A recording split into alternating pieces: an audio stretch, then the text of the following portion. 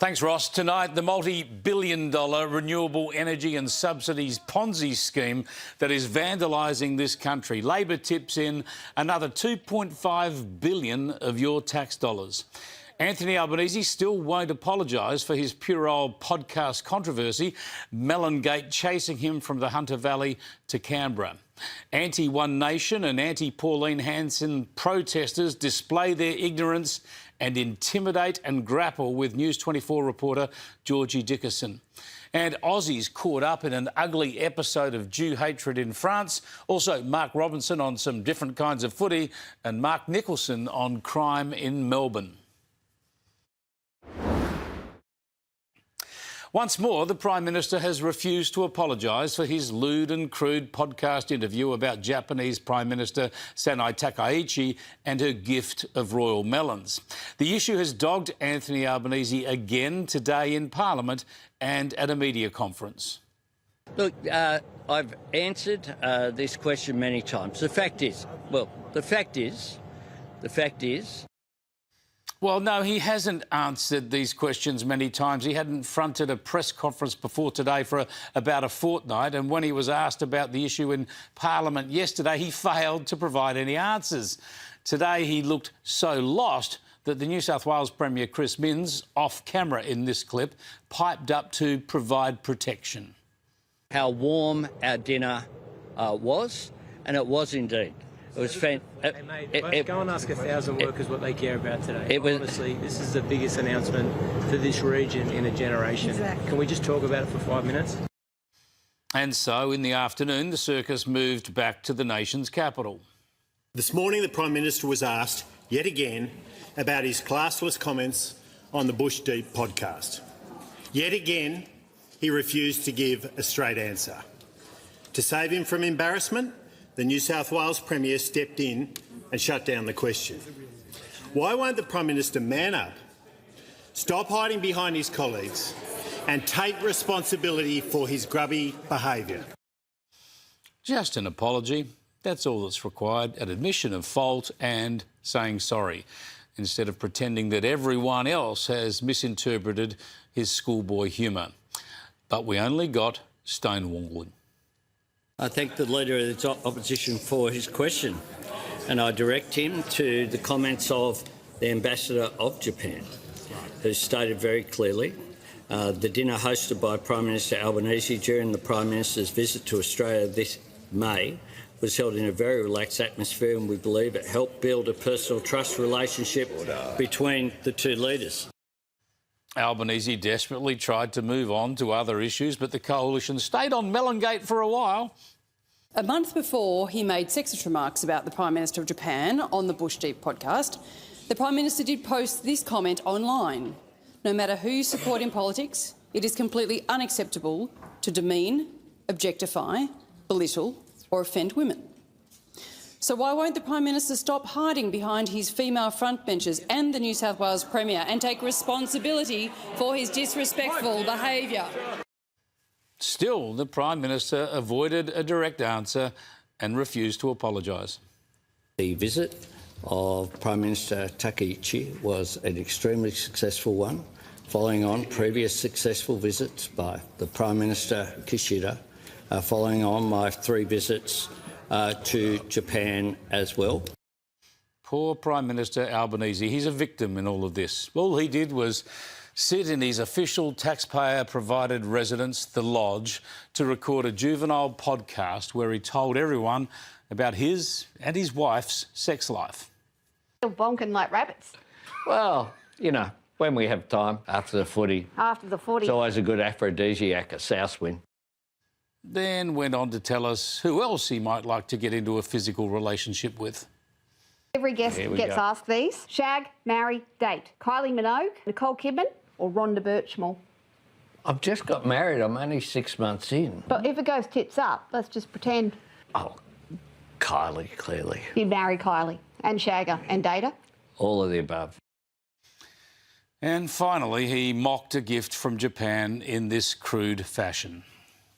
The Japanese Prime Minister brought a melon. Did she smuggle it? I don't know. Oh, I'm expecting... Got a couple of melons. She brought two. She brought two, as you do. She just came in looking like Pamela Anderson. She brought two. Yes, really. And they're beautiful.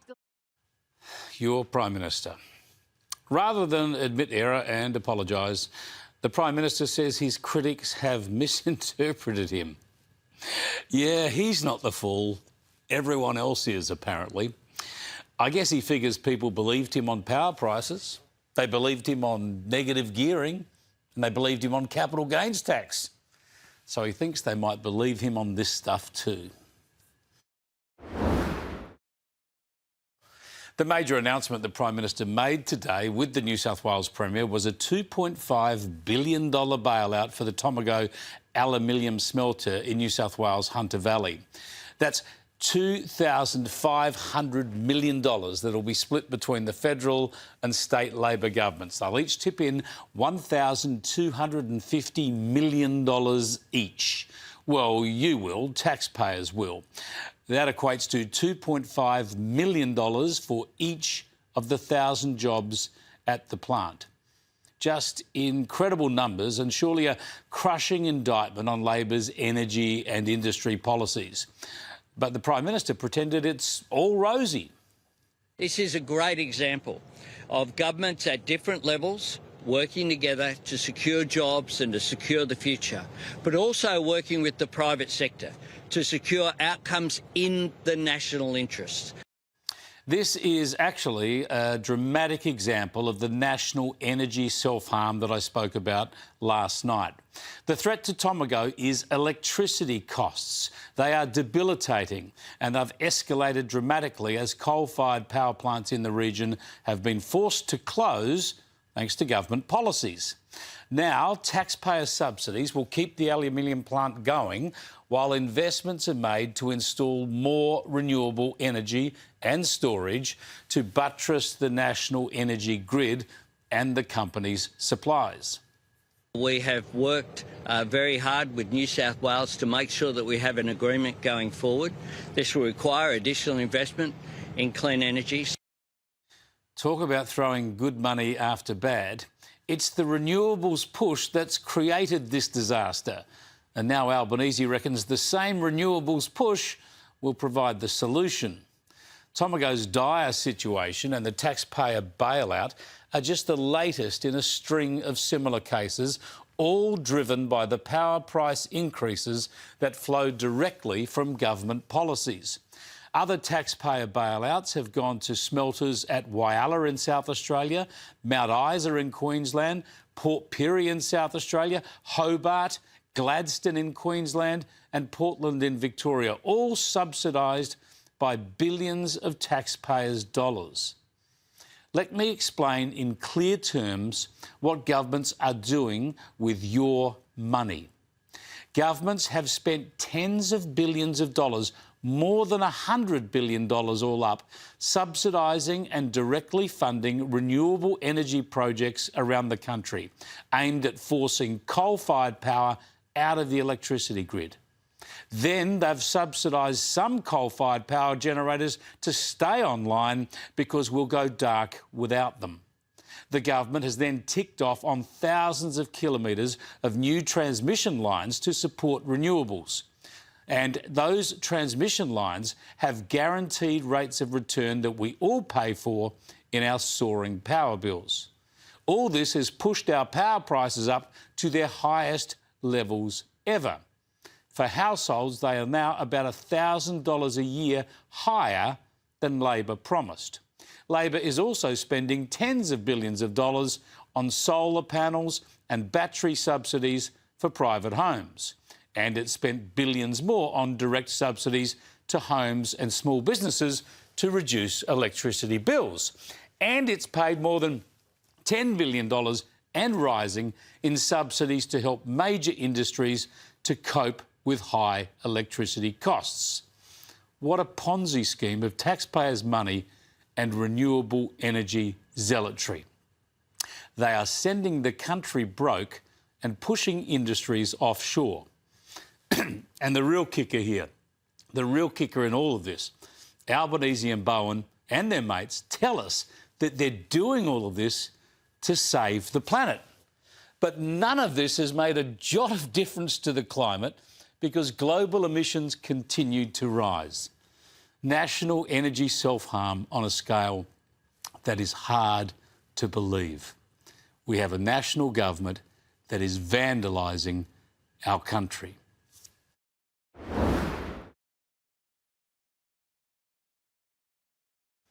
While the Royal Commission into the Bondi terror attack and anti-Semitism continues, I want to share an example of alleged anti-Semitic abuse experienced by two Australians who are Jewish holidaying in France. It happened to a couple from Melbourne in a supermarket in Avignon. Now, we don't hear the key accusation that the Irishman who called himself Paddy said it was a pity Hitler didn't finish the job. But what we do hear is aggressive and sickening, including "Come back Hitler." Have a look.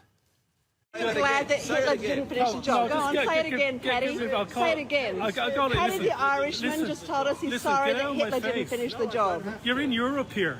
That's okay. You're in Europe here. That's right. Go on. But go on, tell us again. You're sorry Hitler didn't finish the job. Please, tell us again. Tell us again, Paddy. You get the away with me before I put a bullet in your head, okay? Nice one. Nice one, Paddy. Pigs. Now, I've had dealings with the woman involved in this incident. Sharon is her name. She's well known in the Melbourne Jewish community, and I've always found her to be honest and trustworthy.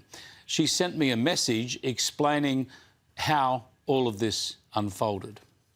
As you can see, we were in the supermarket in Avignon in the fruit and veg department, and this seemingly friendly man came over and approached us because my husband was wearing this French soccer top, and he said, "What's an Englishman doing wearing a French shirt?" And my husband said that as we're travelling around France and he's Australian, he's still happy to wear the shirt.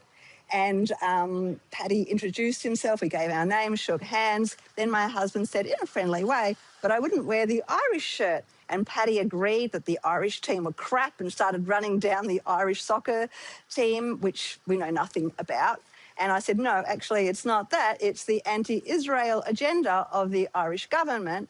And Paddy said, "Well, we all agree with that," and got really menacing and looked at me and said, "I'm sorry, Hitler didn't finish the job." At that point, I grabbed my phone and started videoing. The video really speaks for itself. Well, I think the video does speak for itself, and I think it shows a level of Jew hatred that is frightening. Here it is again. I'm glad that Hitler didn't finish the job. Go on, say it again, Paddy. Say it again. Paddy the Irishman just told us he's sorry that Hitler didn't finish the job. You're in Europe here. That's okay. You're in Europe here. That's right. Go on. But go on, tell us again. You're sorry Hitler didn't finish the job. Please, tell us again. Tell us again, Paddy. You get the away with me before I put a bullet in your head, okay? Nice one. Nice one, Paddy. Pigs. This is what Jewish people around the world are faced with, and worse, of course. This is what even Australians who are Jewish can face on holidays in Europe. What you're seeing now on that video with Paddy is the demonisation of Jews legitimises violence against us, and we're threatened every day. This is our life. This is our new normal. This clip has now started to go viral around the world. Perhaps someone else was there. Perhaps the supermarket has video. Perhaps someone will recognise this man. I don't know. Most likely nothing will come of this. But it highlights what is a huge problem here and around the world. Let's talk again about the rise of One Nation and the prospect, once absolutely fanciful, of course, of Pauline Hanson becoming Prime Minister. As unlikely as this is, it has to be considered because One Nation is now neck and neck with Labor in the polls. My latest News24 documentary airs in 12 days' time, looking at the battle for the right of centre vote, the fight for the right it's called, and last night, here on the show, Pauline Hanson accused me of asking a gotcha question for the documentary. Have a look. Chris, and I'll tell the people now, I don't know if you're going to put it in the interview, but you attempted to get me on a gotcha moment. And, you know, to ask me who was the Prime Minister of Indonesia and who's the Prime Minister of Japan. And I knew it was Takahiji, but I couldn't think of her name. And the whole fact is, you know, I'm fed up with these gotcha moments. Well, that's her view, fair enough. As you know, I tried to let people have their say. But in my view, if you propose yourself as Prime Minister, then an understanding of global affairs and a working knowledge of Australia's key foreign policy issues and partners are kind of critical. So let me show you that part of the interview and you can make up your own mind whether this is a pertinent discussion or a gotcha moment. If you were Prime Minister, you'd have to get involved in a lot of foreign policy. All Prime Ministers do. You'd have to engage with our region. How would you go engaging with Southeast Asia in particular? Oh, no problem. So if you became Prime Minister, wouldn't you want to visit Jakarta fairly quickly and meet with the President there? I don't know if I'd say I want to, Isn't Indonesia one of our most important partners? It is one of our most important partners, Chris, and I don't have a problem with that. Do you know who the President is?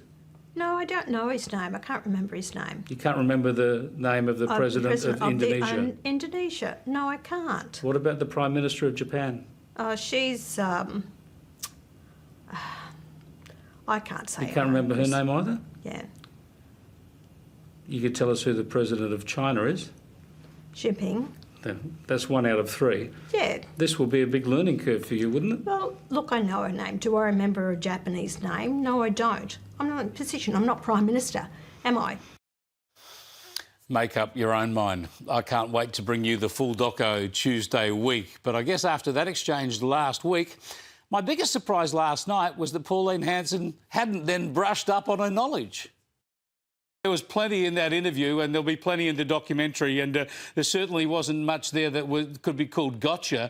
But given you mentioned those questions, have you brushed up? Have you found out who the President of Indonesia is?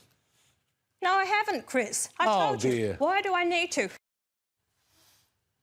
Well, if I was leading a political party, I'd want to make sure I knew such things. That's all. Maybe you disagree. And in case you're wondering, the President of Indonesia is Prabowo Subianto. Seen here, of course, with Anthony Albanese a fortnight after Albanese's re-election last year, and the Japanese Prime Minister, who we've talked about a lot lately, is Sanai Takaichi. They might want to forget Albanese and his melon jokes as quickly as possible. For Takaichi, at least, perhaps Pauline Hanson would make a pleasant change. Joining me is Shadow Health Minister Anne Ruston. Thanks for joining us, Anne. Do you think that Pauline Hanson should know that the President of Indonesia is Prabowo Subianto? Well, I'm not going to comment on what Pauline Hanson should and shouldn't know, but I can assure you Angus Taylor would know who they were. Do you think it's a serious proposition that Pauline Hanson could actually emerge as Prime Minister after the next federal election? Well, look, right now, Chris, we are concentrating on making sure that we get our message out to Australians about what we stand for, and others can do as they please in terms of their own desires for the future of their terms in this parliament. But I know that I'm focused on making sure that we respond to the needs of the people of Australia who, quite frankly, are in a terrible situation because of the failed policies of this government. And, you know, today in your intro you mentioned one of those, the fact that we've had to bail out Tomago because of the epic failure of this government when it comes to energy policy. So that's what we're focusing on. Yeah, I wanted to go there next. $2.5 billion of taxpayers' money to support one aluminium smelter. Does the coalition support that subsidy? Well, obviously, you know, this was an important decision by the government for the workers of Tomago, but it doesn't actually shift away from the fact that the taxpayers once again have been asked to bail out an organisation because of the failure of that energy policy. I mean, this did not need to happen, Chris. If the government had actually focused on delivering the promise they made in the lead up to the 2022 election, and that was to get energy prices down, instead of energy prices coming down, they've gone up by 40%, and this is what we see as a result. So, you know, I think the person who really needs to front the camera alongside of Anthony Albanese is Chris Bowen to explain why he continues to pursue an energy policy that is causing this kind of thing to have to happen. I just can't believe it. I call it vandalism. It's national energy self-harm. you can't describe it any other way. When just up the road from Tomago, there's a massive coal-fired power station that's been shut down and blown up, and there's others scheduled to be closed down as well. We have the energy. We have the reliable and cheap energy. We've chosen to get rid of that before we have a replacement. Yeah, and this is the stupidity of the situation we find ourselves in. You know, we've got abundant resources in this country in which to generate the energy that this nation needs, but because of the belligerence of this government to refuse to look at the whole range of energy sources that could feed into our grid, we're seeing the taxpayers of Australia having to bail out because of the failure of this government's policies. And, you know, and of course, you know, my sympathy goes out for the uncertainty of the workers, not just at Tomago, but for any energy-intensive industry across the nation, so many of which have had to have bailouts.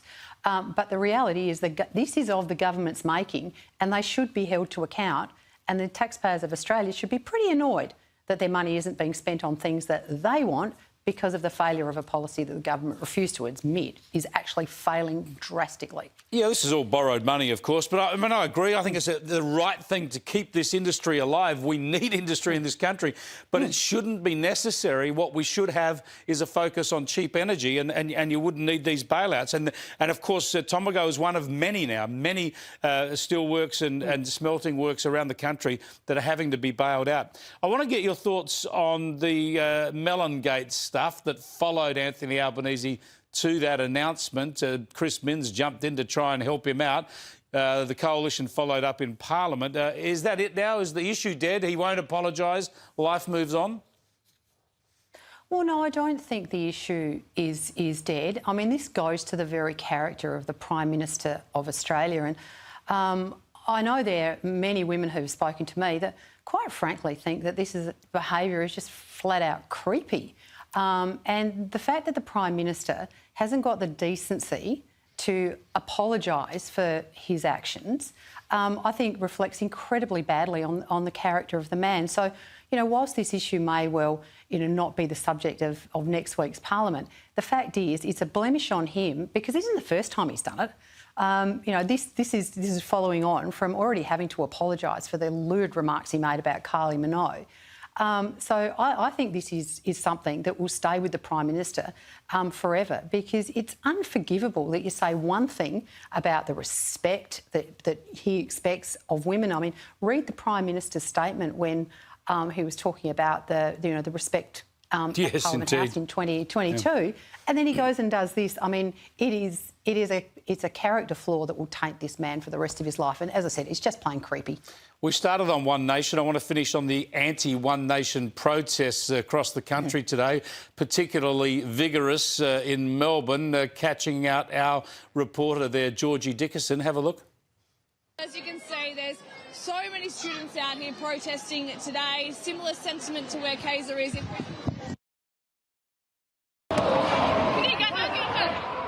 Sorry. Give it back. Give it back. Give it back. Give it back. Give it back. Give it back. Let it go. She stole my microphone. It's in her bag.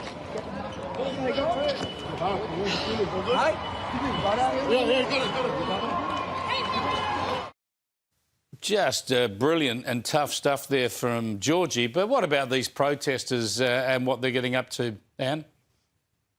Look, I mean, that was completely unacceptable. I mean, everybody, I suppose, in Australia has the right to a peaceful protest, but that kind of behaviour and putting the safety of your reporter at risk is completely unacceptable. And, you know, it just goes to show that we need to have a more respectful debate about things we disagree on in this country. And if that's where we're going, then we really do need to have a very serious look at ourselves. Yeah, it's a worry. Thanks for joining us, Anne. I appreciate it. Anne Ruston there, who's the Shadow Health Minister, joining us live from Canberra. I want to go to Singapore now, where we'll catch up with the former Foreign Minister of this great country, Alexander Downer. Thanks for joining us, Alexander. I want to get your thoughts first up on a joint message sent by 30 nations, including Australia and the UK, to call out the use of capital punishment in Iran. What's prompted this now? Well, a lot of countries who, frankly, have been, I think, more quiet than they should have been about the way Iran has been treating dissenters over the past months. Well, I don't know who initiated the message, whether was the Americans who did it or someone else. But it is welcome, and it's about time the West stood up to Iran and exposed the nature of the Iranian regime.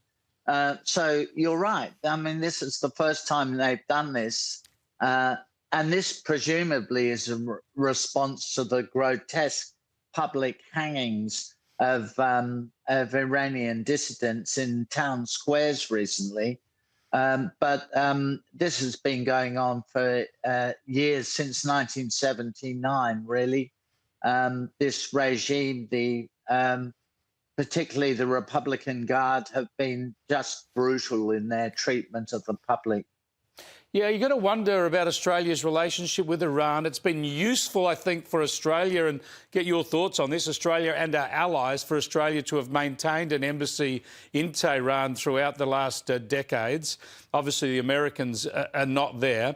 But when you consider the way Iran threatens and intimidates Iranian expats in countries like Australia, the role they played in the firebombing in Melbourne last year, of course, the ambassador's been expelled. But should Australia be considering ending its diplomatic relations altogether with Iran? Well, I wouldn't do that because it would achieve nothing. It's just a protest which they would shrug their shoulders and move on. The great advantage of us having had an embassy there over the last few years is that we've been able to understand the sentiment on the ground, do reporting about the situation in Iran from first-hand experience. And our ambassador in Iran has been making visits to the United States once or twice a year to brief the Americans on his or her perspective. Sometimes the ambassador's been her perspective of what is happening on the ground in Iran. So that the Australian embassy has been particularly helpful in exposing the nature of the regime and understanding the nature of the regime. And I don't think if you had no embassy and no officials there, you could do that anything like as well, because journalists just simply don't have the access that diplomats are able to get. All right, let's talk about American politics and an unusual development, talking about journalists. The president's press secretary, a very prominent person in the US, because in the White House, the press secretary is effectively a spokesperson for the president. Caroline Levitt is giving the job away. Let's have a look at some of the highlights of her time in the job. Democrats behaving like children would be the least surprising thing of the night. Of course the president supports peaceful protests. What a stupid question. Can he demolish anything he wants? What do you think that oversight? rubble is? How did that rubble get there? Right, so I'm asking... With all due respect, only a reporter from the New York Times would ask a question like that, Sean. My follow-up on what you had just said. No, go ahead, Philip. Caitlin, I'm not taking your follow-up. Philip, go ahead. I have a follow-up on something you just said, though, Caroline. That's Caitlin, I'm not taking your follow-up. Philip, go ahead. The president's claims just don't match up with what's happening on the ground. I would encourage you as a reporter to go on the ground and to take a look at it for yourself. Your understanding is wrong. Have you read the full plan? I love her style, Alexander. She's not 30. She's just had her second child. She's leaving that job, but I'd be surprised if we didn't see her back in the political field at some time. Definitely. I think she's been an absolute star in that job. Very much reflecting the Trump style, but with a little bit more grace than the president sometimes shows. But she's also amusing and combative. She doesn't put up with bullshit from the journalists who are overwhelmingly anti-Trump and anti-Republican. They're nearly all signed-up supporters of the Democratic Party. She has been really excellent, and I agree with you. You'll see her in politics in different guises over the next few years. She will definitely go to the Congress, if not the Senate, and who knows beyond that. Thanks for joining us, Alexander. Enjoy Singapore. We'll catch up with you next week. We got to get to a break. On the other side of that, I want to get into this problem of e-bikes around our cities. They are so dangerous. I hate nanny state laws, but we've got to do more to crack down on them.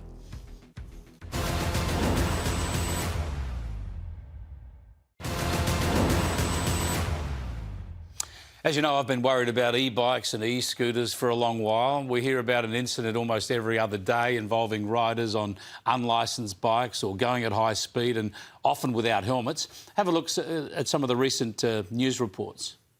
No limits, no brains, and no, you're not imagining things. These e-bike hoons are heading for the Harbour Bridge. Some riding with no helmet in their school uniform, risking lives and breaking laws. In a separate incident yesterday at nearby Miranda, e-bikers discharged a fire extinguisher, making this netball court their own.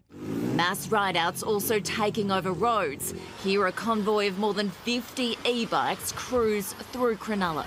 2 weeks ago, Long Reef Golf Course was the pick of the day. One Australian study identifying 4,500 emergency department presentations linked to e-scooters between 2022 and 2025. Worrying stuff.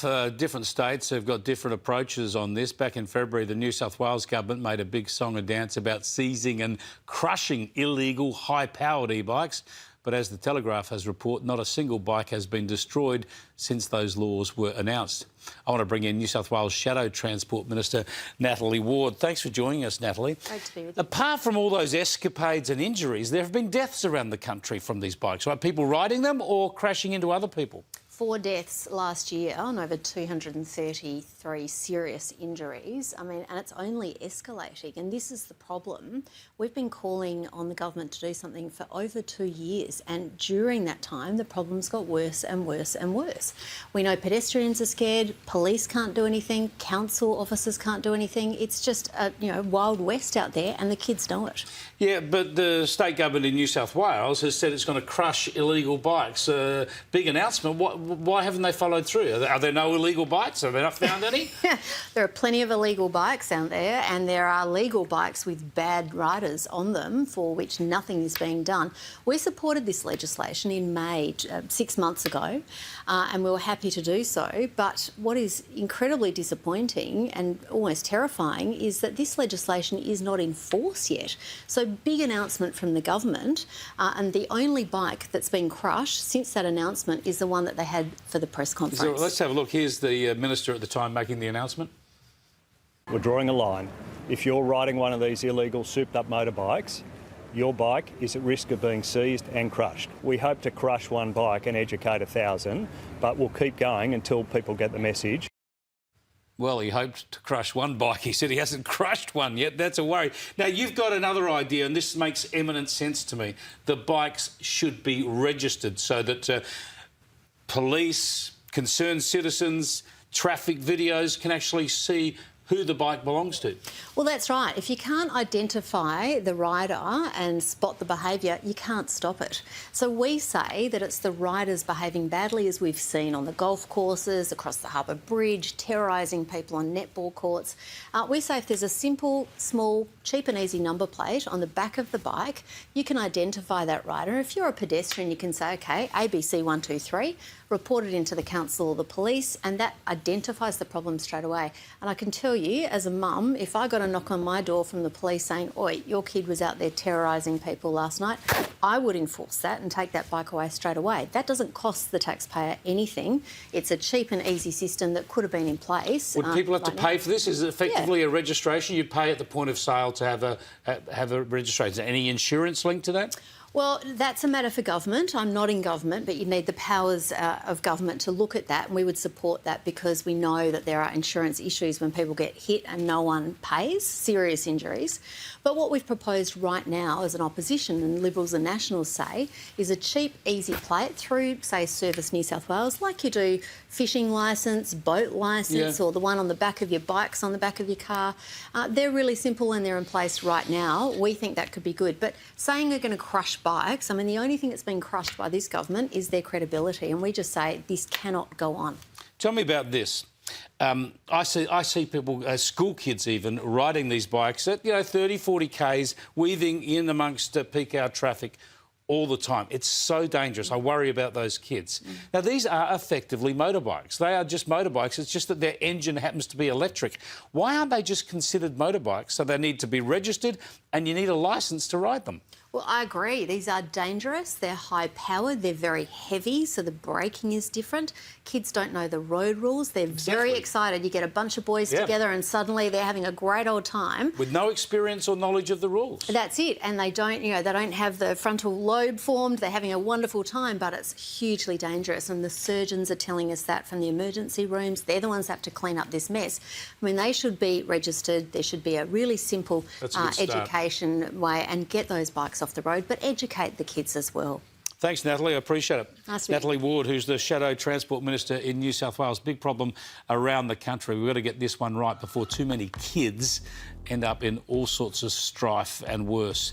Got to take a break. On the other side, we're going to get back to private health insurance and the way older Australians are about to get ripped off. Plus, Mark Robertson on some different sorts of footy this week.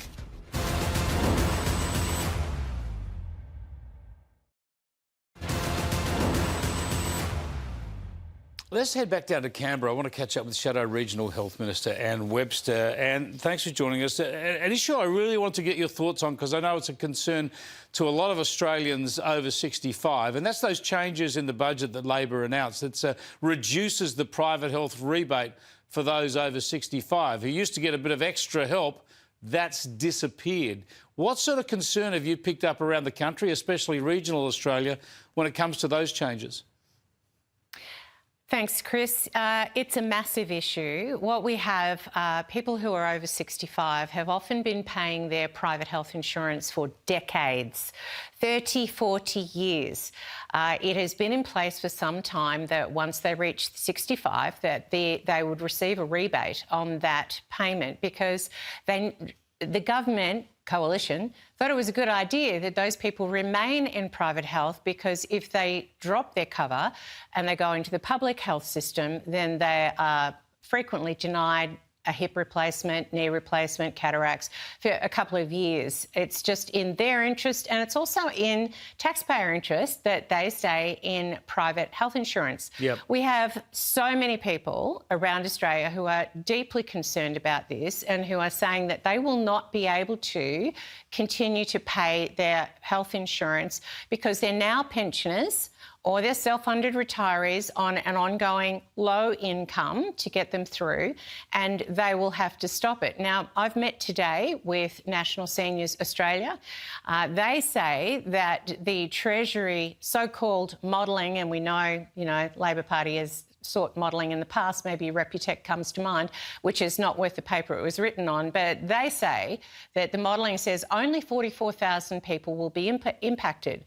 Well, National Seniors Australia have done their surveys. They say the number will be closer to 400,000 older Australians who will reduce their cover, and potentially 270,000 Australians who will drop out of their cover altogether. This is not good for older Australians, and it is certainly not good for the public health system either. Oh, you're right. It just goes back onto the public health system, so it's a lose-lose. And the numbers are important. Of course, if 400,000 people are affected, it makes it even more dramatic. But no matter how many are affected, it's terrible for these people, as you say, on fixed incomes, or largely fixed incomes, suffering from increased electricity prices and the cost of living. And these changes, I was reading, could add between $400 to $1,000 a year to their insurance costs. It's not a small number. No, it's not. And the numbers that we've been provided are closer to $800 for an individual and over $1,600 for a couple. So it is a huge impost on people who are struggling to pay their energy bills. Thank you, Labor. And struggling to pay for their groceries and their fuel, and now their health, which is critical for them to be able to stay at home. Now, Labor have said that this is also that they can purchase another 5,000 residential aged care beds. The fact is people want to remain at home. If they can't get primary health care, if they can't get, the cataracts done, the knee surgery, whatever, done to help them stay home, and if they can't access support at home, then they will be needing those residential aged care beds, which are far more expensive. Like, Labor's logic on this is absolutely hard to fathom. Thanks for joining us, Anne. I appreciate it. It's an issue I wanted to make sure we got to because it affects a lot of people and we haven't covered it much on this program so far. I want to get to sport now with sports broadcaster Mark Robinson and catch up with a few different kinds of footy, even though we've got some cricket happening in Darwin today where the Aussies haven't done too well. Rob, I wanted to get your thoughts on this concussion issue. It's big because it affects league, union, Aussie rules, the NFL, everything, and it's broken up into a, it's a big yarn in Aussie rules at the moment because of Jake Kolodjasny from Geelong and this looking to waver away his rights on head injuries, and he's not playing anymore, and the scandal's ongoing, isn't it? Yeah, hi, absolutely, it's ongoing. There's so many layers to this, and I hate the word layers, but I'll say that's another cliche. There's rabbit holes everywhere. The main person we should be concerned about is Jake Kolodjasny. He has had multiple concussions. He went to the AFL concussion panel. They didn't say you should stop. They didn't say you can keep going. They gave him silly amber, which basically puts it back on him. He wanted to play. Geelong have got together with him and others, including discussions with the AFL. A sort of waiver was signed. There's going to be governance issues, which they'll be fined for. We know that. But there's other factors, and a lot of it, some of it's morality. Should they do this? Should they not do that? So that's going to pose a few problems. And the biggest issue, of course, outside Jake's, injuries, the biggest issue is Craig Drummond, the AFL Commission. He was the Geelong president at the time. An investigation has begun. My issue about calling for an investigation is, will the people the KC will interview, will they tell the truth? I mean, do you have to sign a stat deck? I mean, how thorough is this investigation, and how does he prove if people are lying or not telling the truth or telling half the truth? So this has got a bit to play out, but this has been a long time coming, Chris. You're a sports person. You follow AFL. We know about rugby league, rugby union. Concussion has been a major issue for so long, and I think the AFL has dropped the ball on this for many, many years. I think the main problem here is transparency. If you're doing stuff like this, it's got to be out there. Everybody's got to know about it. It's too important an issue for there to be some secret deal around one player, and that's what's got everyone into trouble, I think. I want to stick with footy briefly before we go on to some big soccer news, and that is with Josh Fraser declaring that he wants the Carlton coaching job. Have a look at this. It's pretty clear that the supporters want him.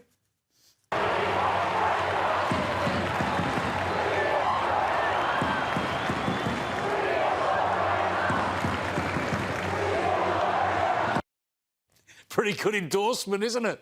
Oh, it's fantastic, and that's the tribalism going on.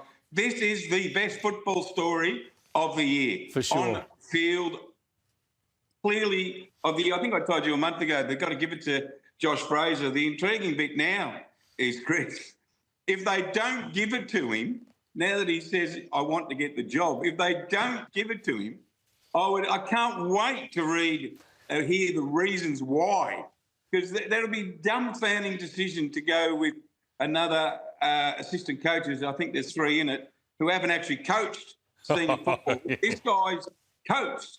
And I tell you what, if they didn't give it to him, your mob Essendon should be right there knocking on his door. Well, that'll be announced this week in the coming days. All right. The Essendon coaching situation. Great. We'll keep an eye out for that one. I'm in the herd camp, but we'll talk about that next week. I want you to share this Socceroos news with us. One of the young Socceroos got himself a big deal into the Premier League. Yeah, he did. Signing with, he's 18-year-old Queenslander, signing with Hull City. I don't know if you've been to Hull. Not Chris, me. I have. It's not the most picturesque seaside town near the North Sea there. It gets a bit cold, but he's the first. He's not the first. He's going to now be the only Australian Socceroo to be playing in the Premier League, a $33 million transfer from America. He's a centre-back.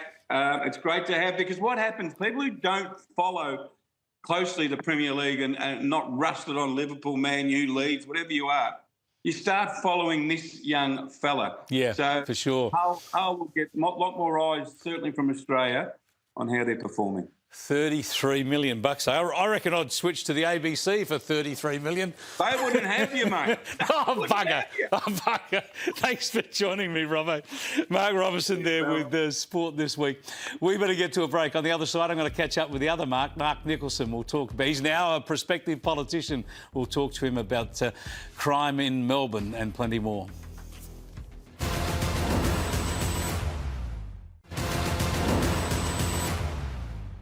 Let's cross to Melbourne and catch up with Mark Nicholson from Stepmate Studios, but also One Nation Upper House candidate now. How's it going? How's your first week as a political candidate been?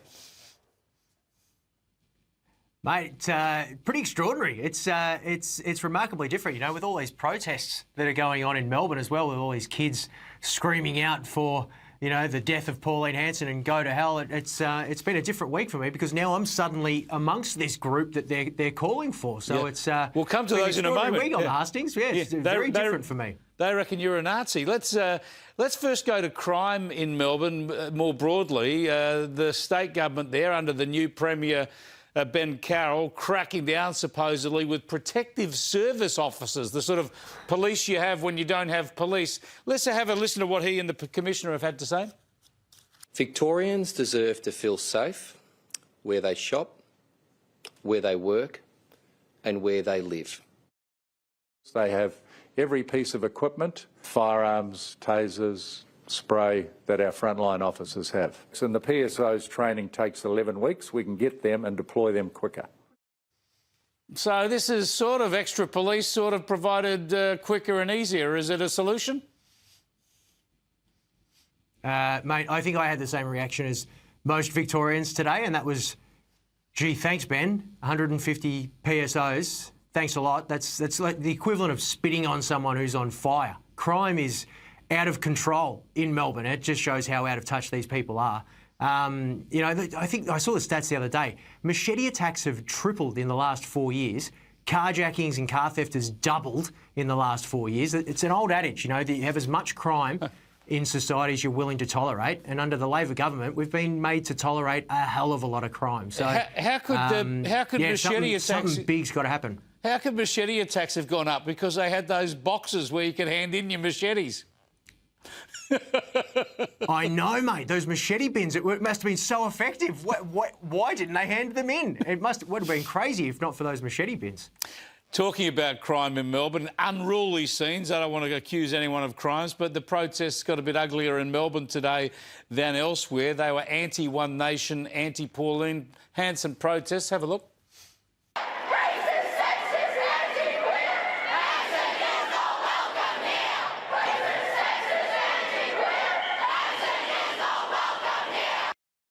Racist, sexist, anti-queer. Are you any of those things, Mark? No, mate. As Barnaby said, we're the gayest party. Don't ever forget that. No, I mean, I don't know. There's something really unsettling about those images. I get it. Like, I was a kid once. I would have taken the day off to go protest against ice cream, to go in the city and swear for the day. But I just wish these kids understood how much Pauline Hanson thinks about them, how much she cares about their future, how much she's fighting for their future. I really think a lot of their anger is completely misguided. I really wish, and knowing Pauline Hanson as you do, and how much she actually talks about the future generations and wants to make it better, I just find this really sad that they've completely misdirected their anger. Let's have a listen to some of what they've had to say. Policies. I don't like what she says against immigration. We're here to say no to the fascist far-right policies of Pauline Hanson. Protesting for what's right and, like, what's wrong with what she's doing. Just how she acts and stuff. Like, as my sign says, she is racist, sexist and a Nazi. And just no one really wants that as a president. Or not president, like, minister? Yeah, I find it a bit sad, Mark. I'm all for a great political debate, but fascist, Nazi, racist, this is what we're down to. Nobody seems to have an issue based in reality. It's just those sorts of slurs.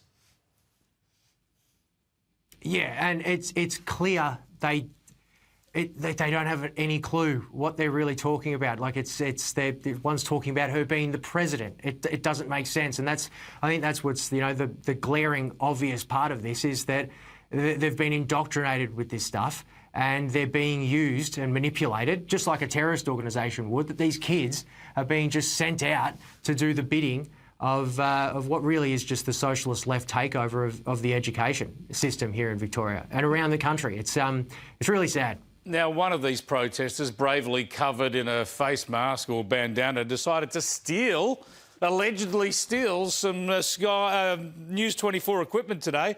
But our reporter, Georgie Dickerson, was up to the task. Check this out. As you can see, there's so many students out here protesting today. Similar sentiment to where Kaiser is. Sorry.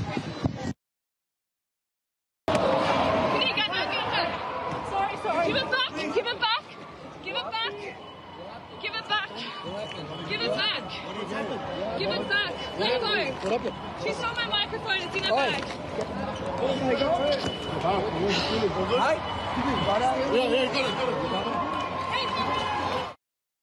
Yeah, now, Georgie did show herself to be made of steel there, but no woman in the workplace ever should have to experience that sort of intimidation and grappling. You know, they talk about sexist, fascist. What sort of behaviour is that? Mate, this is classic stuff in Melbourne. This is what I mean. This is what has been encouraged. This is the sort of behaviour that has been tolerated. This person's probably already done that plenty of times before. He's probably on bail, having done it, been let down by our criminal justice system. But good on Georgie. She's got that. She showed that one nation spirit. She wasn't letting go. She went and chased after that microphone. I love it. That's good stuff from Georgie. Well done. I was going to talk to you about the doco because you're in my doco, The Fight for the Right too. We might mention it next week, Mark. Thanks for joining us again. Mark Nicholson live from Melbourne there. That's all I've got for you this week. It's been a busy week. There'll be plenty next week too. I'll see you then. Here's Peter Credlin.